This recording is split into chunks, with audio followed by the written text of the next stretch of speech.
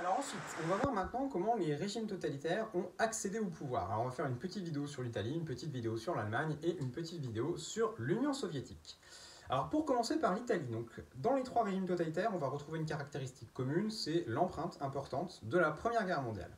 L'Italie, donc qui est un pays qui a gagné la Première Guerre mondiale puisqu'il était dans le camp des vainqueurs, est un pays qui est très frustré puisqu'il n'a pas obtenu les territoires qui lui ont été promis par les Alliés.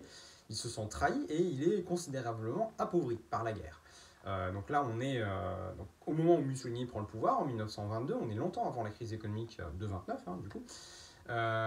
Et c'est pas la crise là qui va provoquer la prise de pouvoir par les fascistes, c'est le fait que Mussolini, en fait, il va se servir de la frustration des Italiens, du fait que l'économie italienne s'est appauvrie pendant la guerre, qu'il y a beaucoup de paysans qui n'arrivent pas à joindre les deux bouts, et qui se demandent en fait pourquoi est-ce qu'ils ont fait la guerre, puisque l'Italie n'a pas eu les territoires qu'on lui avait promis, et l'économie italienne apparaît plus faible que jamais. Hein, on a une forte inflation, comme chez nous en France, comme aussi en Grande-Bretagne à cette époque-là, mais ça va mettre beaucoup de paysans vraiment au chômage. Et Mussolini va se servir du marasme politique, du fait que le gouvernement ne parvienne pas à redonner du travail au peuple italien, à redynamiser les campagnes rurales, pour s'emparer du pouvoir.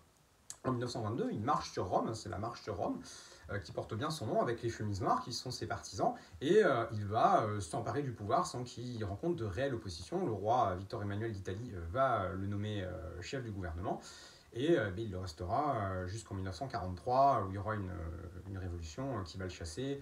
Et les nazis le remettront au pouvoir jusqu'en 1945, où là, c'est la fin de la guerre, et Mussolini va finir pendu à Milan. Mussolini, il est important parce que c'est lui en fait qui va fonder le fascisme. Hein. Le mot français fascisme, ça vient d'un mot italien, fascio, qui va être utilisé par Mussolini pour décrire son action, ce que font ses partisans. Et alors on verra dans l'idéologie, mais il se réfère beaucoup à l'Empire romain. Et le fascio en italien, ça correspond à une arme honorifique, un genre de grande hache que portaient ceux qu'on appelle les licteurs. Et c'est ceux qui protégeaient les consuls en exercice. En fait, on considérait que c'était une marque du pouvoir. Et donc il va utiliser ce terme-là, qui faisait référence au pouvoir et à l'Empire romain, pour dire à l'Italie qu'il va lui redonner la grandeur qu'elle avait à l'époque de l'Empire romain.